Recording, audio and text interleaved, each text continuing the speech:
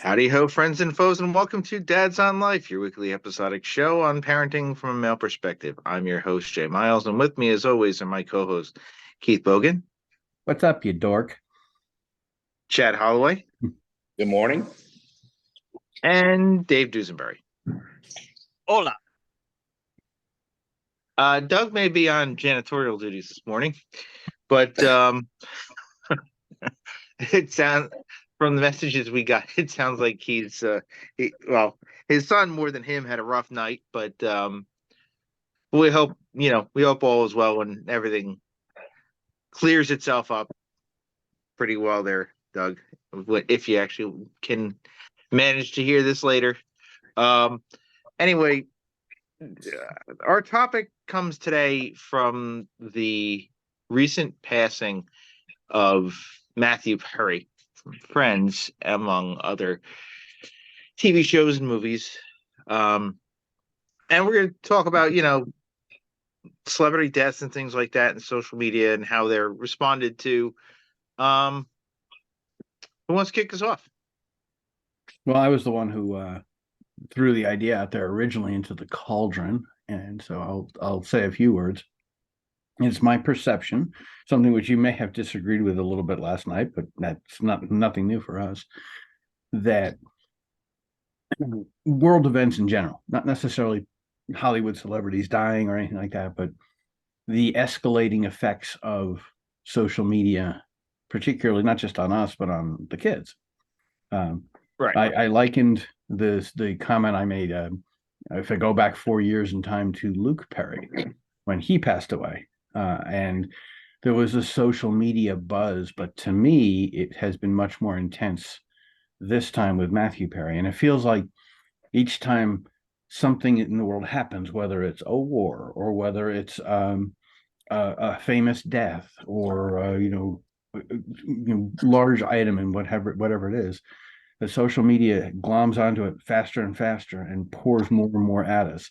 We all know, for instance, that when a Hollywood celebrity or big time singer dies, the first thing you see is thousands of ads trying to get you to buy whatever it is that they had left behind. And although I haven't seen specifically that, my feed is completely chock full of clips from the show and clips from the funeral and like everything. I'm overwhelmed. So I'm kind of expecting in the next few days for it to start turning to, here's the series set, buy the series set. Here's the movies he was in, buy the movies. And it's the incredible pressure that comes from social media as a response to any event. It's like you almost don't want to watch the news anymore, because not because you don't want to know the news, but because you know what's coming after it. And we can sort of process that, maybe. But when you're Sadie's age, or what have you, it's got to be tougher to do that. So that's what I was starting to think. That's where the idea came from for me. It's interesting you mentioned about buy these movies, but ironically, you mentioned that Best Buy just announced actually I think they already started. They're not selling DVDs anymore. So to an extent, those have become less and less as streaming services increase over the last few years. And now they're going to become, the media of that is pretty much obsolete at this point. So you're not going to see a lot of buy this, buy that, especially considering accessibility on things like HBO Max. But to me, it's the level of celebrity that has a lot to do with it, or the event that has a lot to do with it, so to speak. I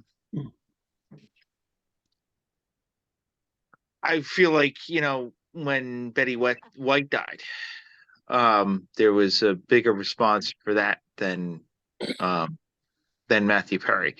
But we could sit here and compare and contrast all day. But I feel like,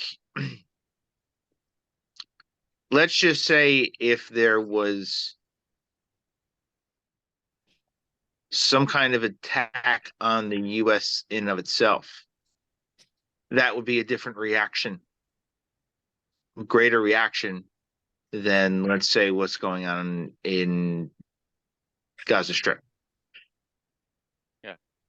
Like if 9/11 Um, happened, like if 9/11 happened today, yes, forget about it. Yeah, yeah. I we hear what you're wouldn't talking we about wouldn't there. be talking about the Gaza Strip at all. No. Yep. I agree. And you know, I think to your point, Jason, you know, with Betty White, I think she was she had a career that spanned so long. And you know, my grandma That's right. my grandma was a fan of hers. I was a Mhm. fan of hers. So I think some of that might have related to why there was a kind of a bigger splash, if you will, when she died versus Matthew Perry, who I think was much more generational. I guess probably within our generation or within a more defined time frame. But so I mean that might explain some of it, but still the idea behind social media, I think overall, and what happens with any type of event is, you know, I was thinking about this in preparation for the show. You know, in the past, when I was real young, when I was probably like 5 years old or 6 years old, you know, I remember my grandpa would come home from work and we would watch the news together, you know, and that was like from 5 until 6. And then we're done with news, right? But now we've got this 24/7, 365, multiple um, applications coming at us all the time. So it's, some of it's like, you know, there's a fear of missing out, I think, that goes along with that as well. You know, so Yeah. people want to stay up and it really eats into your time and to what you're doing and to, you know, it just creates can create a lot of havoc in one's life. Yeah, I mean, when I think about it now, when we were younger as opposed to today, we were able to compartmentalize our consumption of whether news, information, entertainment, or whatnot. You know, and a lot of it was based on like TV time slots. You know, well, this is your compartment for doing this. This is your compartment for doing this. You want to laugh, you're going to do it during this hour. You want to learn what's going on in the world, you do it during this hour. You know, like it was more compartmentalized, and now with the way that media is, especially through social media, it's now, you know, the Chaz point, you know, 24/7, 365, at any point in time when something happens, it could be 2:30 in the morning and, you know, a notification that somebody famous passed away, and then boom, it's everywhere. So you wake up at 5:30, 6 o'clock, or noon if you're my kids, and you know, and you go on, and then it's all of a sudden the first thing you see is just this boom, it's everywhere. And it's like you're still trying to wake up and you're seeing this and you're bombarded with it, you know. And that's a big effect. Like I think about like with my kids, and you know, where Matthew Perry is more of a Gen X kind of icon in terms of our rooting interest in people we see. You know, I think of like when XXX Tentacion passed away. Jay, my oldest son Jay is a huge fan of his. And there was a very, very large social media push on that when he passed away, certainly amongst, you know, folks of my son's generation, you know, and you know, all the tributes going out and all this stuff going out. But it's weird because he wasn't such a huge commercial artist. I think the outpouring of what was going on, I don't want to call it more genuine, but it was less commercialization driven and more artist appreciation driven, I think.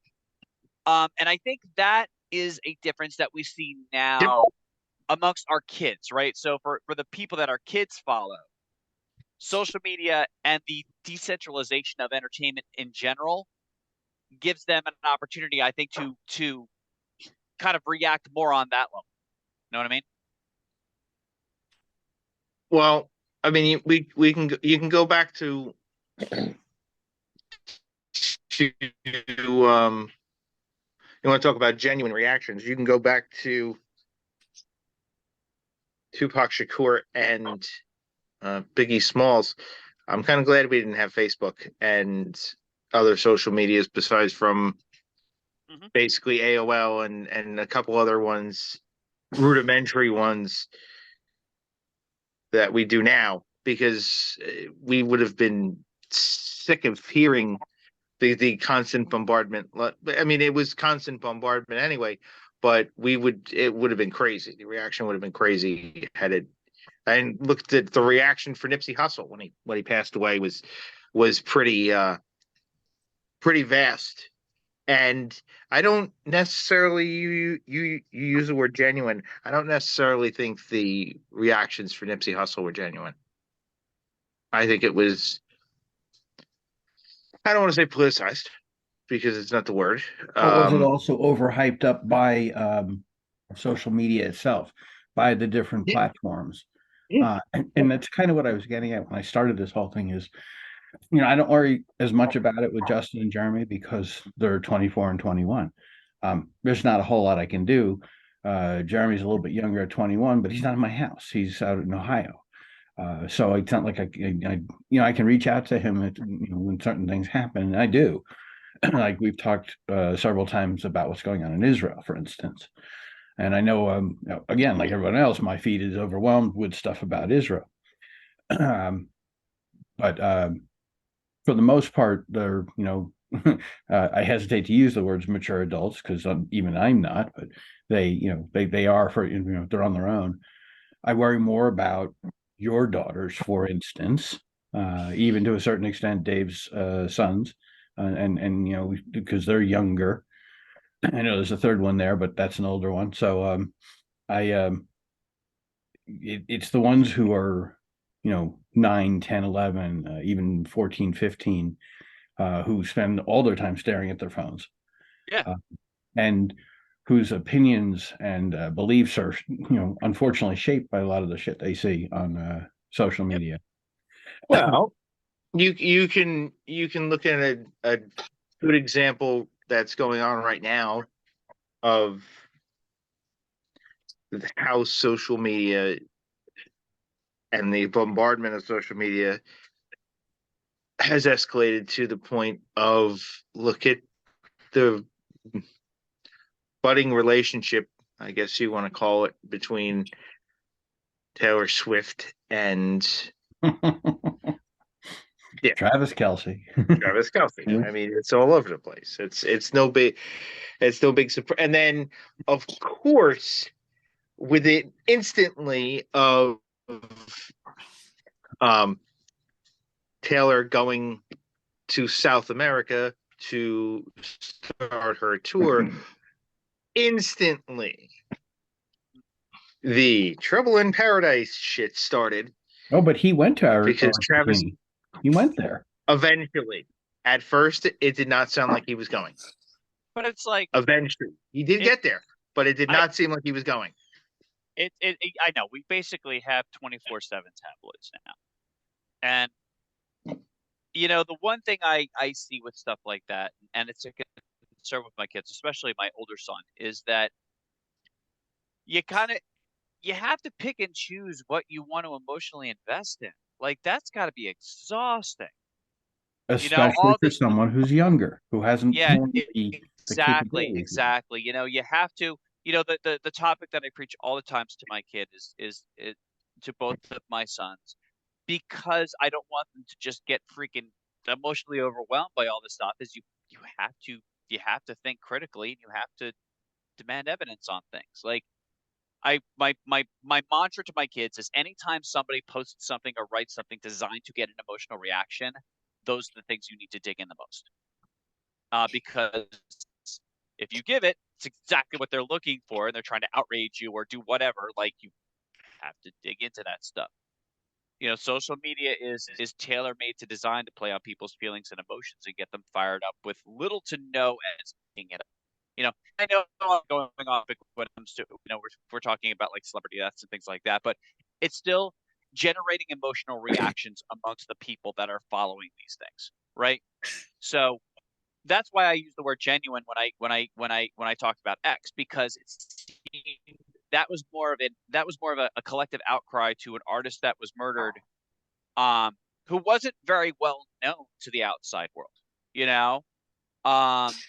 but the reaction was still gigantic because he had a huge social. I mean, this is a dude who died when he was like what, 19, and he had released like 4 or 5 or 6 different albums and had a couple of albums in the works. Like he released a lot of stuff in his young life, and the fans that followed him were really, really into his stuff. And almost Cobain like when you think about his influence on artists that followed him.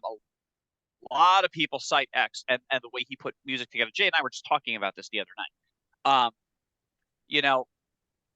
But social media is designed to take people's feelings and emotions and just get them all riled up. And when you're living in that 24/7, as Keith is pointing out with our kids that are following this stuff 24/7, that's exhausting. And learning how to separate what to care about and what not to care about, I suppose, I don't know if that's the right word, is that's something that we as parents, and especially as dads, that's something that we have to coach our kids through, which is difficult because that's not what we grew up with. We're used to, as I said, compartmentalization of entertainment sources. So it's new for us too. Mm-hmm. Yeah, well, and I think also with social media, that to your point there, Dave. This kid had so much success, but I'm guessing a lot of it was social media driven. Yeah, I mean, social media offers so many opportunities now for us to have more celebrities, right? The kind of the definition of celebrities is somebody who's well known, whereas in the past, a lot of celebrities I knew were like on the Johnny Carson show, right? Yeah. And now if somebody's decent, they can post videos of themselves or TikToks or whatever it is, and so they can create their own celebrity and kind of find their own tribe, if you will, on the internet. So that I think even increases some of that. And in addition to your point about there's somebody out there looking, as we were talking about earlier before the show, pushing buttons. They're always the people out there just trying to get a reaction and just trying to bait people. And I think we get a lot of that. And then I hate to say it, but the misinformation. I mean, I think there are people out there who are genuinely providing the misinformation, trying to provoke that emotional reaction from people for or against something. Well, Elise and I last night. This kind of was an interesting case study we had. I can't believe I'm saying this. 30 years ago. That's because you're old, dude. Yeah. And there was a documentary that came out like 2 weeks ago or a week and a half ago about Milli Vanilli. Yeah. So there's that interesting case study of their you're talking about a meteoric rise and a staggering fall of an act like that. It's pretty. It was a very interesting story, very interesting situation. Goes to the process of who ratted them out, how they got ratted out. Obviously, we know who broke the initial stories of everything. Of that's not them. Obviously, one of the artists that was involved in it, who got paid $12,000 for his work, and $12,000 worth of hush money too. But anyway, I recommend checking it out. I would have thought about, if I would have thought about it, I would have told you, hey, check this out or some of this out before we come on. And that reaction, the reaction to that led by the media, led by certain members of the media, one talking head in particular, Arsenio Hall leading the charge, name for the past there too, of him and Sinbad absolutely tearing apart Milli Vanilli before the whole story even broke. And then to an extent, it trickled down to Howard Stern and others. And it was the absolute destruction of these kids, essentially, when everything went down. They were in their mid-20s. When everything fell apart, they were barely in their mid-20s. They were like 26 and 24 or 24 and 22 or something like that. That these two guys, they had to deal with this head on of, unfortunately, obviously what had to happen to them was a huge contributing factor in the death of one of them. Only a few years, only 6 years after the end, 5 or 6 years after the end, Rob passed away of a drug overdose. Um, it's a sad story, and obviously a cautionary tale.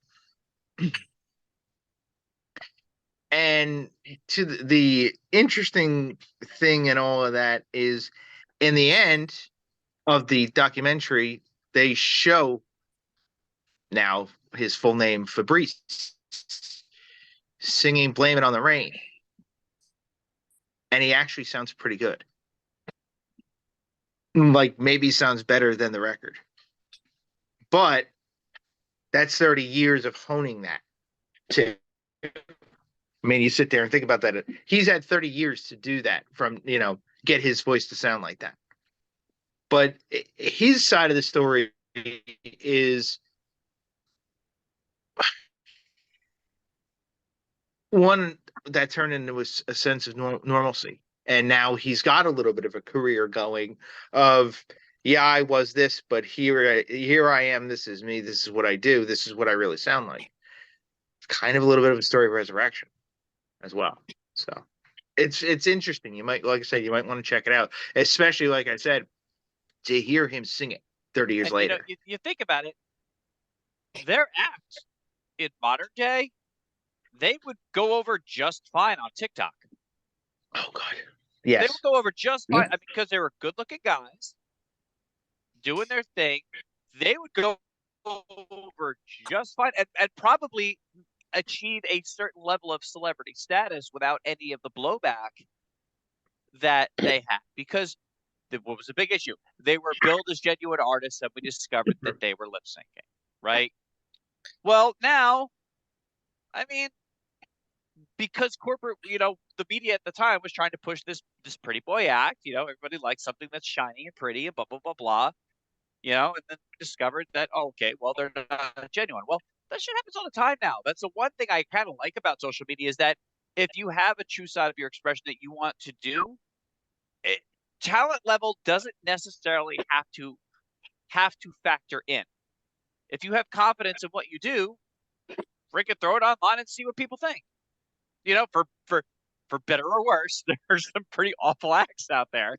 But if you have confidence in what you do, throw it out there, and there's an audience for just about any particular type of entertainment that's out there. I mean, I follow some content creators that use questionable means. Like, I follow Whistling Diesel on YouTube and some other folks that, like, well, it's not how I would choose to spend my money, but it's fascinating. It's not necessarily talent.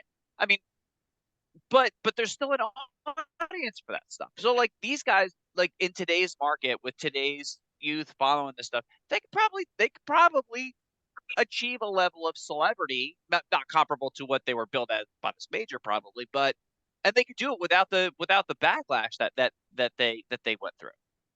But and I'll just jump in right there too, Dave. I was thinking the same thing. Like, over the years, the standards have changed some too, right? So, like, lip syncing now, I don't know if that's a big deal. AI. I think there's a lot of technology that has come out. Like, it's auto tune and whatever. You guys know more than I do, but there's a lot of things that manipulate voices, instruments, rhythms, whatever it is, in songs. So I think that something that was that big, to your point, something that was such a big deal 30 years ago, now it's probably nothing. It'd be a blip on the screen. Yeah, it's funny you mention auto tune. If they had auto tune, they probably wouldn't have been lip syncing. Yeah. Yep. It would have been them singing. So this might have been a dead issue. But going back that for 1 second, had they not won the Grammy, it may not have even come out. It may not even been the expose of it. Exposure of it may not have actually even really happened. It's kind of admitted by some people that, maybe they should. If one person in particular was told all you have to do is submit that you want them to be nominated for a Grammy, and it could happen. And then the guy submitted it, and he didn't know. It was one of the people who didn't know what was going on, a record executive or a writer or manager of theirs or something like that, who didn't know what they were doing, didn't know what Frank Farian had done. So he nominated them, and they won the Grammy. And that, you know, in that year, that was a very tough Grammy. All four other artists you can make cases for should have won the Grammy for that year for Best New Artist. Tone Loc, Neneh Cherry, Soul II Soul, and the Indigo Girls were the other four artists nominated. Think about who those artists are, and then you compare Milli Vanilli, and it's like, yeah, any one of the four of them should have won it, not them. Right. Had they not, maybe there's a chance. Is there a chance they're still going? No. But we may have never known what was going on, or just completely kind of just laughed it off and ignored it, because they kept going for another year or two almost after they won the Grammy. The interesting thing was that they kind of created their own problems because they wanted to sing on the albums, and they wanted to, they pushed a little more for more money. They were trying to get Frank Farian to let them sing on the album, was a lot of the push that they did. And then eventually Frank just said, fuck them, and exposed them and let the exposure come out. Mm-hmm. So, it definitely would have been different had they done it now. I think we're related to this whole topic of music and how that plays in your documentary. I saw a documentary called Shangri-La with Rick Rubin. I don't know if you guys have seen that yet, but we're talking about the whole impact of social media on us and on our kids and on society. And the way he makes the music is he doesn't care if you go into his studio. It's white and black. There's nothing on the walls. There's some things to record. There's some pillows. It's really kind of a very interesting documentary. He wants to go barefoot a lot and stay close to the ground and kind of neutralize his his electrons or whatever it is. But from a perspective of staying out of social media and only kind of leading the artist down helping the artists to be better themselves. It's very interesting. Rick, oh boy. I go on for days about Rick and some of his idiosyncrasies and things like that. I mean, there's there's so many things. I'll mention one quick of, you're talking about a Jewish producer who wanted to change the name of the Black Crowes to the Cobb County Crows using all K's. Think about it. So he wanted to call the Black Crowes KKK, essentially. So yeah. Rubin's not exactly the pillar of mental health. Well, he was told by what became the executive producer, George Drakoulis, and the band, fuck you, that ain't happening. He was shocked when they said it, but Chris Robinson walked away. He's like, I'm not listening to this shit. And then they were still called Mr. Crow's Gardens at the time. They came up with Black Crowes. So I think we've done a good job of going back in history and showing how without social media, things tend to blow up. One of the things, Jason, that you and I have talked about in the distant past, was the Duke lacrosse team, the players that were eventually falsely accused of raping a woman. Yes. And there's a lot of horror. Thank you for fully admitting that. Yeah, a lot of false accusations that would have been horrifying. Like, those people could never set foot in public again if social media had lambasted them falsely.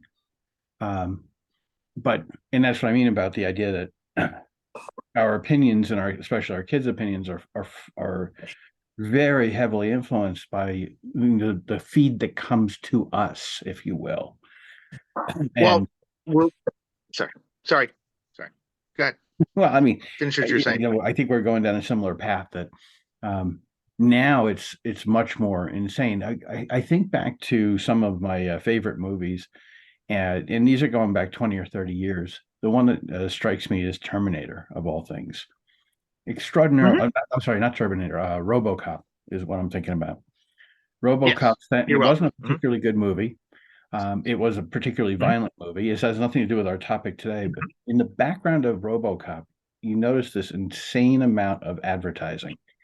It was part of the plot that Yep. everyone in society was absolutely overwhelmed by these big billboards and this constant pounding of mostly sexual advertising. Come and get laid here, here, and here, and whatever. And it, what was it? Total Recall was like that too. It was a constant. All these science fiction movies foretold, without calling it social media, they predicted a society where advertising would become more and more prevalent and more invasive. And it all came true, but it came true for us in the form of social media. And in those predictions, you see how everybody literally walks around mesmerized and glued to screens all the time, and all they can do is absorb and exist inside of the advertising. That has happened to us. We suffer. We at our age suffer from it. But what do we do with the kids who have no ability whatsoever? They haven't built the defenses to figure out what to do with that at all. They're growing up in this. They're being raised in this, and this is going to be their reality moving forward.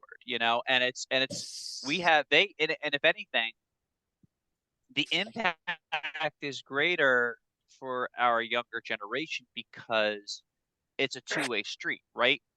They're not just consuming this, they're creating it, they're acting and they're reacting to it in real time over a global audience. So think about the decision, and we all joke and jest about, oh well, I'm glad that social media didn't exist when I did this jackass thing. Well, now it does for our kids. They don't get the opportunity or the luxury of doing something stupid without potentially a worldwide audience seeing it, and not only seeing it, but having it live where it can be queued up 10, 15, 20 years down the line, right? Everything, their entire world is online, and they feed into it. They reap from it, and that's why I say, like this cycle with celebrities and things like that.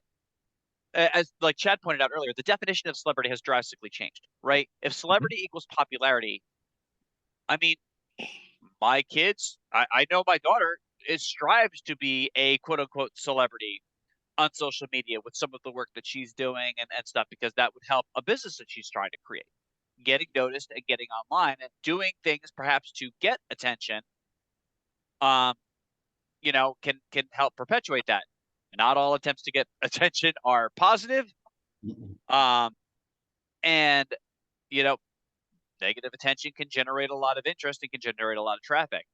So it's within those bounds that I think of when I talk to my kids about how to work in these mediums responsibly and think critically and do all of this stuff, because there's a giant ecosystem that they are going to be living their entire lives in that doesn't necessarily encourage that. In fact, like Chad said, just the opposite. People post stuff all the time that is not true, that is not factual, designed just to get people riled up.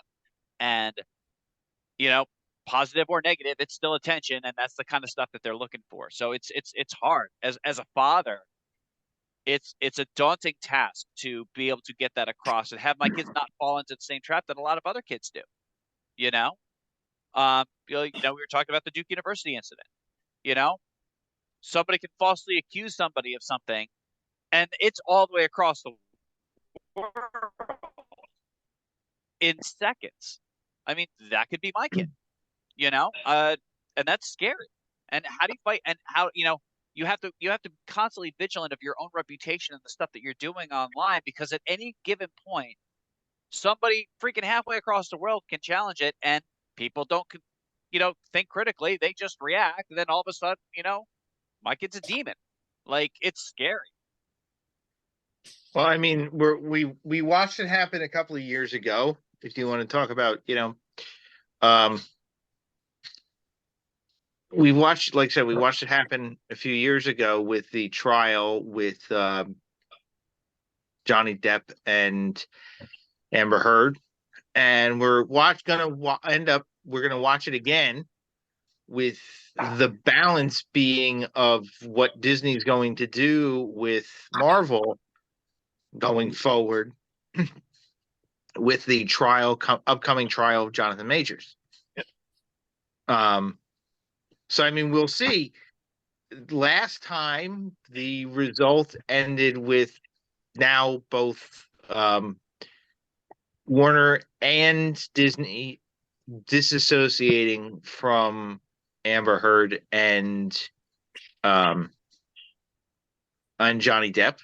Disney disassociating with Depp from Pirates of the Caribbean, and Heard and Warner cutting Heard's screen time down significantly in the upcoming Aquaman. And now we're going to see, we may somewhat have seen Disney's decision already come to light on what they're going to do with Jonathan Majors' Kang character. So we're seeing it. And obviously,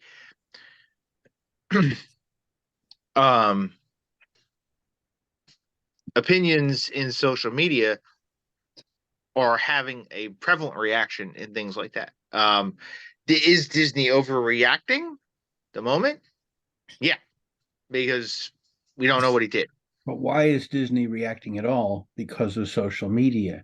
I'm going to circle back to that totally. in just a minute. I'm going to circle back to that in just a minute. Pete Rose probably would have been reinstated and in the Hall of Fame years ago if it wasn't for the unbelievable publicity that followed all the crap that happened when he first was accused and suspended of gambling on the sport. Because it's such a public eye center thing. Someone's got a bone that they just will not let go until they die, and then they'll hand it to the next person. And that person won't let it go until they die. They're going to make sure that he doesn't get into the hall until after he dies. Well, they've done it.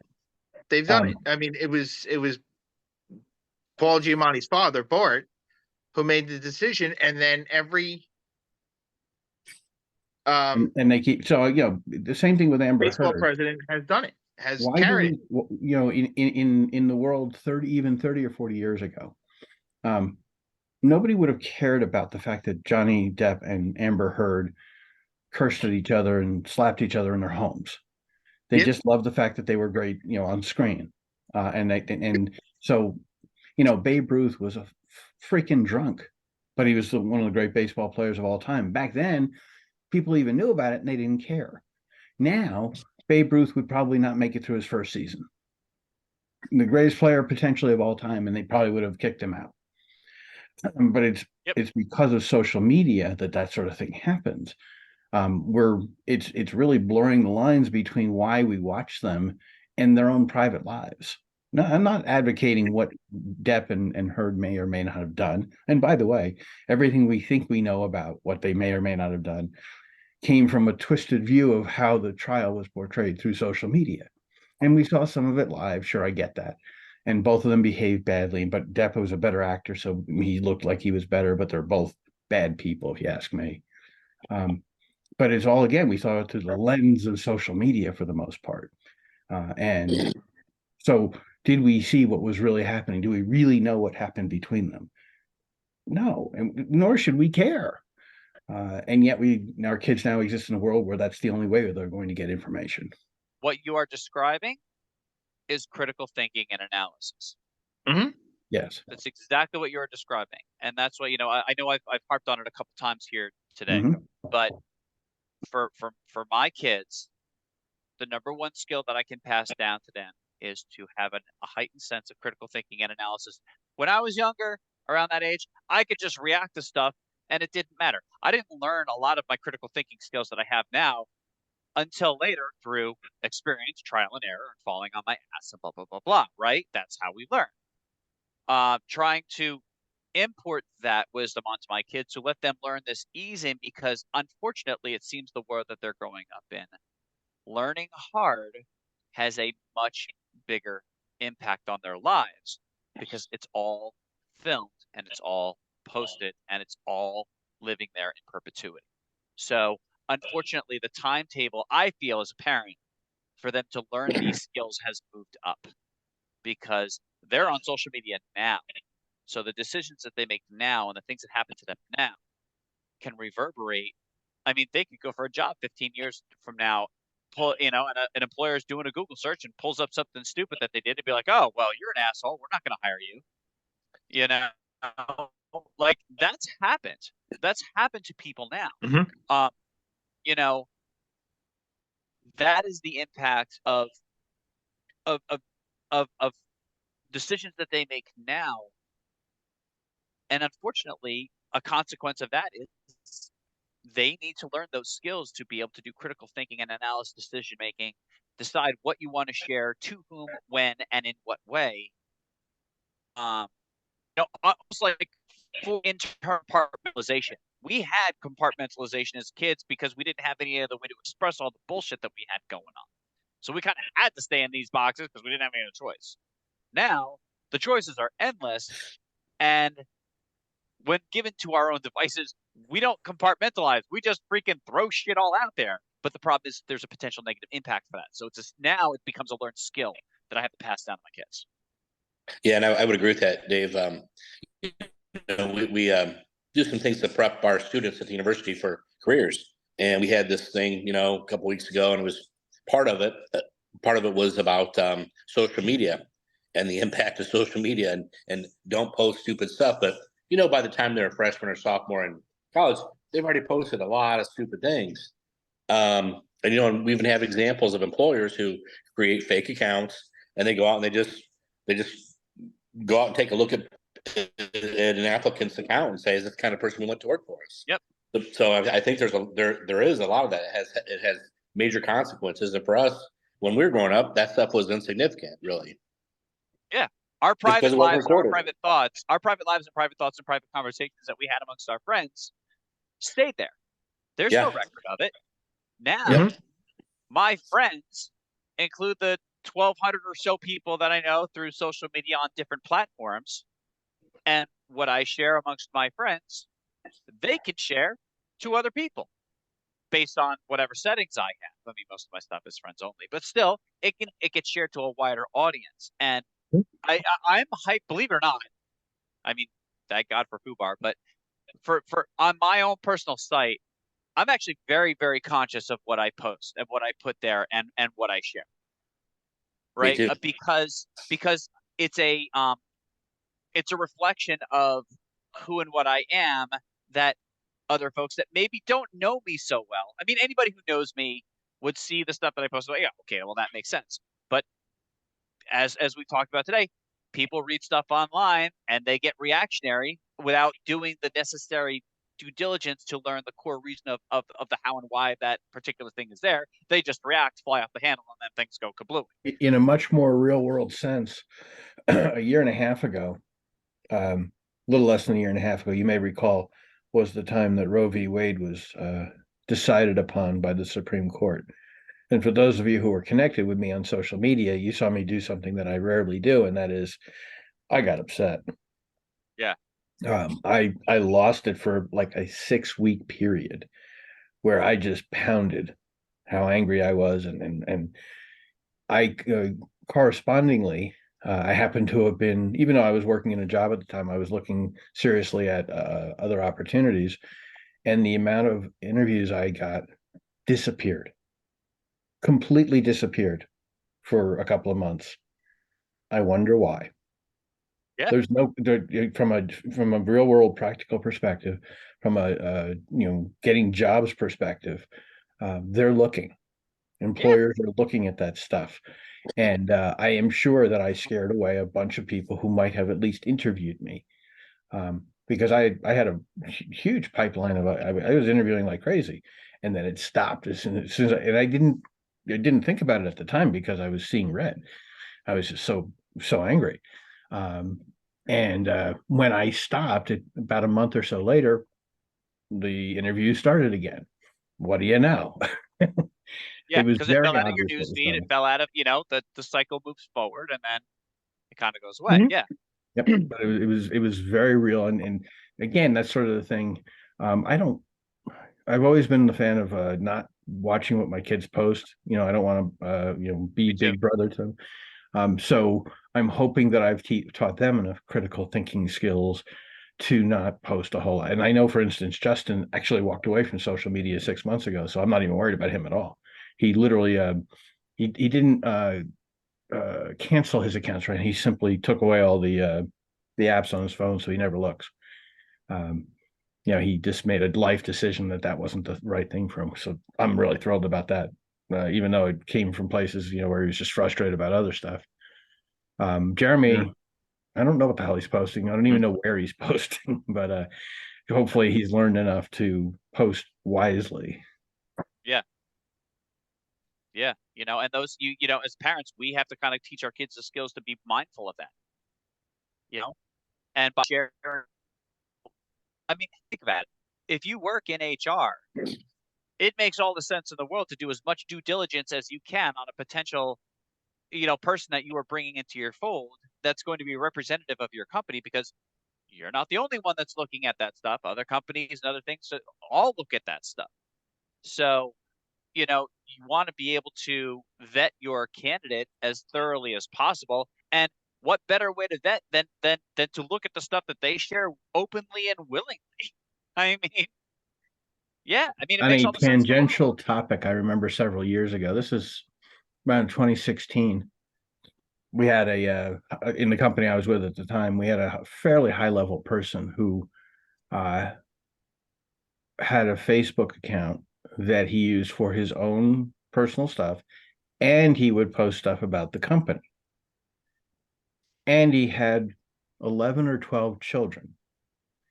And he was very, very vocal about anti abortion, pro life, like screamingly vocal about it. And we had a lot of debate inside the company because if he had had two separate Facebook accounts, one for his family and one for the job, and he wanted to go nuts on the whatever his views were on his personal one, that's fine. But because he was posting stuff specifically to attract customers for us on his own personal account, and he was being that verbal about it, we had to step in and actually stop it. We had to threaten him with termination, and he was one of the longest term employees. And we came to an agreement. We'll put it that way, but it was a rough ride for a while because he was not very happy with us, inserting ourselves there. But people are watching. There's no question about it. Boy, did I learned about the hard way. That's for sure. Yep. I need to learn to control myself better, for crying out loud. Mhm. Because you may remember I was really off the deep end for a while. Yeah, and it's hard, especially when we go through times that really kind of try our, our emotions and things like that. We all by nature try to seek out some type of external validation in some way, shape, or form. Our inner soul is screaming out in some way, shape, or form. So we do it, we either post honestly or we post, passive aggressively, or we share questionable memes. None of us have done that, I'm sure. Oh no, No. No. But but Keith brings up a good point. There's a target audience for that, and you have to watch because like I don't post that stuff on my page. There are other places that I share things that may be potentially questionable, but I've you never have to. seen anything potentially questionable from Dave. I don't understand that. I really got to go back to my cache to up my chops here. No, but it's something that our kids have to be mindful of, and they can be 1 second they can be the one consuming stuff on social media. The next step, they could be the focus of social media. Now, ideally, being the focus of social media in a positive way is freaking amazing. Like you get fans all over the world, boom. but just as quickly you could be the I mean, we brought up the example of Taylor Swift and Travis Kelce earlier, right? So their relationship is like 2 months old, but Yeah. the Swifties and the fans and everything like that, like, God forbid, like something happens, you talk bad, then all of a sudden you have a freaking army on you, and it's coming from everywhere. Yeah. And all of your contact information is shared online, and you can't get away from it. It's like, I mean, you talk about mob mentality. Mm-hmm. You can social media can get you a worldwide mob mentality in seconds. Oh, And God help it's Travis Kelce. If Travis Kelce ever decides not to be with her, he's a dead man. I mean, one of the big cases that I've been following over the last few years that I've been very interested in is the attack on the Capitol on January 6th, right? So that is a classic case of online driven mob mentality and the ends that it can reach. That is, but I mean, look, I've been following the cases. There's over 1,200 people that have been prosecuted in this thing, right? One of the biggest investigations in history. Many, many times, you see lots of people in their sentencing thing to say, well, I was caught up in the moment. I was caught up in the moment. I didn't mean to be there, but I was caught up in the moment. That is mob mentality. I mean, look, ultimately you're found guilty based on the decisions that you make, mob mentality or not. You're still responsible for your actions, and I agree with that. You need to. That's where being, using some critical analysis and saying, look, yeah, am I angry? Yes. Am I upset? Yes. Am I enraged? Sure. But watch where the bounds are on that, because people just like to stoke the fires and stoke the flames, and could potentially lead you, collective you or individual you or third party you, to do something that you wouldn't normally do without this mob mentality going on. And my oldest son falls into that sometimes. He and I work a lot on that. And that's a skill that he is definitely going to need to generate, to not fall into mob mentality. Mhm. It's dangerous. Yeah. Very.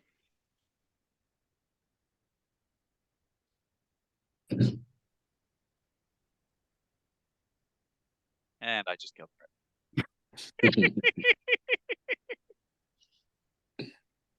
Listen, I have the excuse of it being early. What the hell is your excuse anyway? Come on. It is, because as we've experienced between ourselves recently, you're talking about topics that should be discussable, if that's a word, gets inflamed by all the shit we're seeing through social media. And even we have taken to sniping at each other. Sure. Now, Jason and I like to do that all the time anyway, but we've done a little bit more than we normally do. And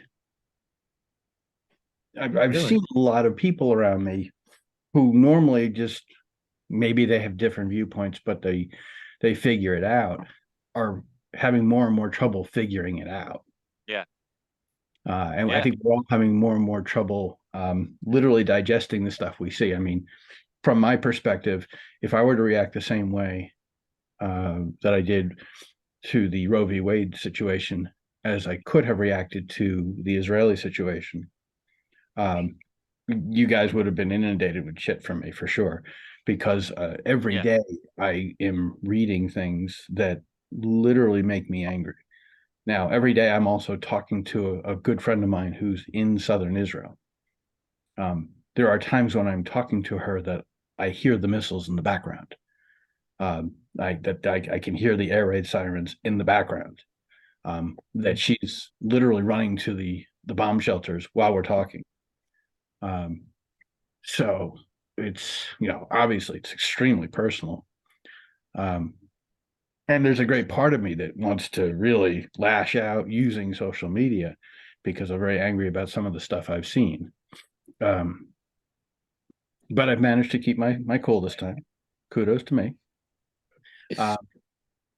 I've kept my cool so much, in fact, that I actually disagree with our Congress right now that went ahead and censured Representative Tlaib.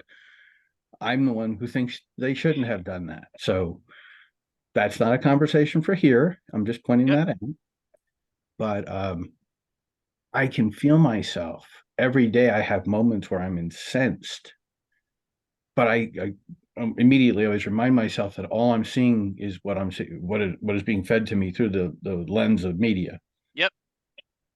So I almost take it with a grain of salt. What I believe more is my friend Yael in Israel, and she's telling me stuff that's on the ground that she's seeing, that she's aware of there. So, and a lot, she does confirm a lot of the media stories that I am seeing in mainstream media as well.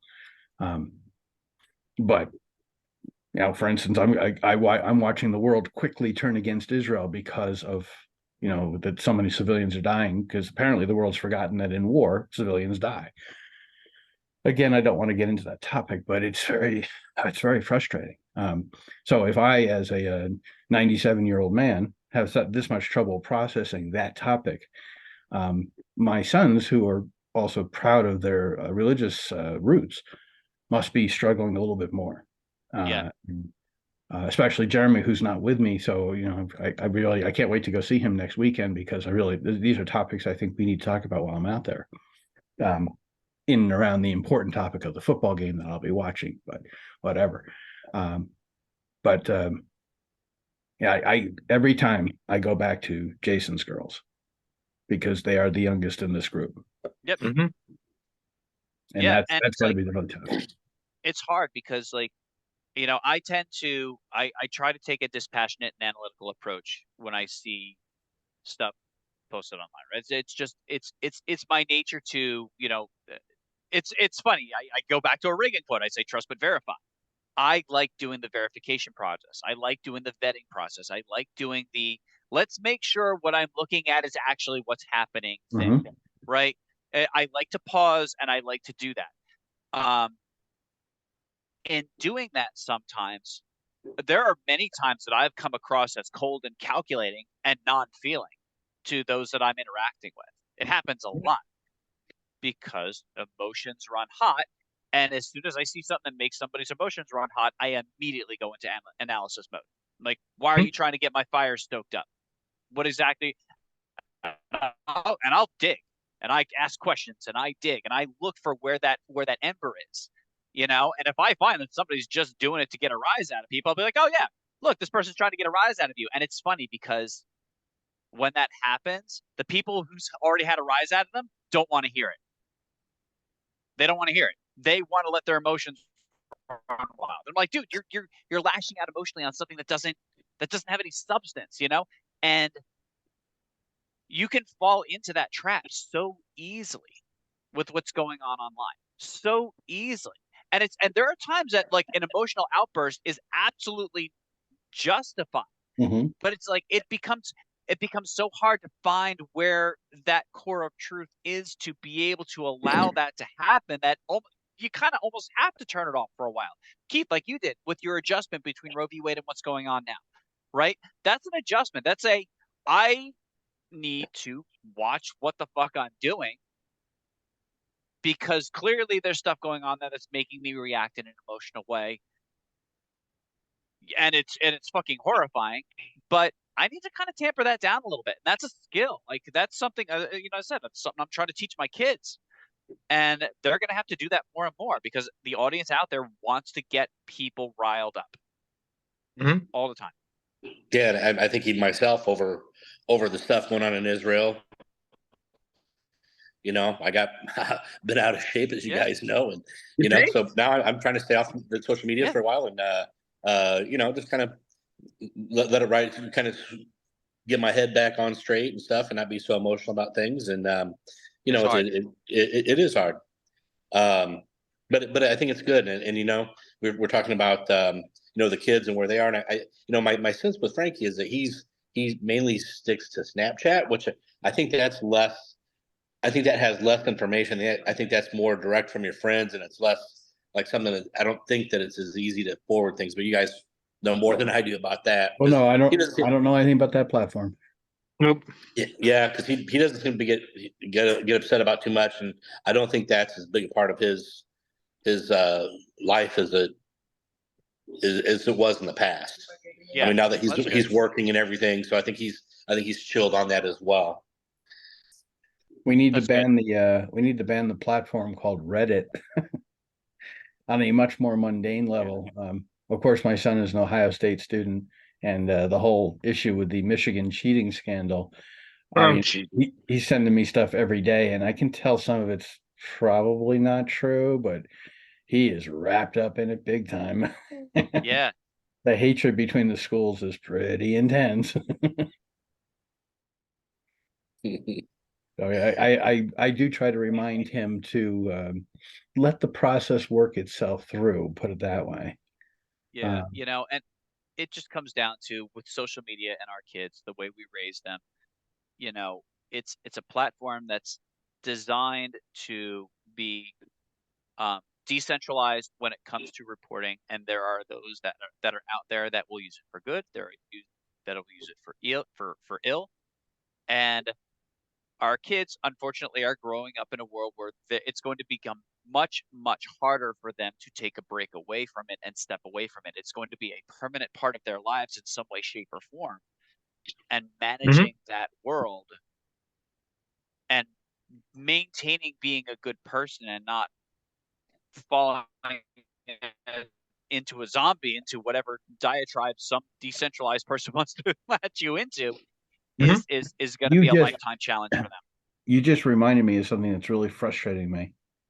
I know we have 4 minutes left, and then we're kicking Jason off and continuing to talk about the real stuff. Oh, sorry, never mind. So, in marching band and in drum corps, when my kids first started getting involved in that sort of thing, the rule was when you went out for practice or when you went out to perform, you left your cell phone, on the bus or in the locker room or whatever. It didn't go anywhere. And every now and then a kid would bring it out and snap a picture while they were out there. And sometimes they get in trouble, but usually they were heroes with their fellows. But now it's completely different. Instead of putting the music on your instrument, I forget what the tool is that you attach your instrument and you read the music as you're playing it. Now they're expected to bring their phones with them because all their instructions are on apps. Mhm. So, and in schools, it used to be, most schools would not allow you to have, you'd have to have it in your bag or you have to have it in your locker. You weren't allowed to use your phone during class. Now it's exactly I the think you opposite. still do largely in There are a lot of schools that are now doing a lot maybe of their lessons through the apps so that you maybe have to below have your high phones school. with you. Yeah. And it's very quickly becoming pervasive so that everything will be done through the phone. And now those apps are not necessarily the apps that are spreading this. Well, maybe they are spreading disinformation. I don't know, especially in the schools. But if you have your phone out and you're looking at the app for, your English class in period 2, it's very easy to switch over to anything else you have now. And so Yep. talk about being totally dominated, like you're going to be looking at this stuff all the time. Yep. I don't know how the kids are going to get through that. I really don't. You want to wrap it, Jason? I know you got to go. Yeah, this is a pretty good place. We can continue this further, down the road. Yeah. But very interesting conversation today. Glad we were able to do it. So from all of us here at Dad's on Life, take care, everybody. And of course, Keith, eat my shorts. Bite me every day. Have a good one, guys.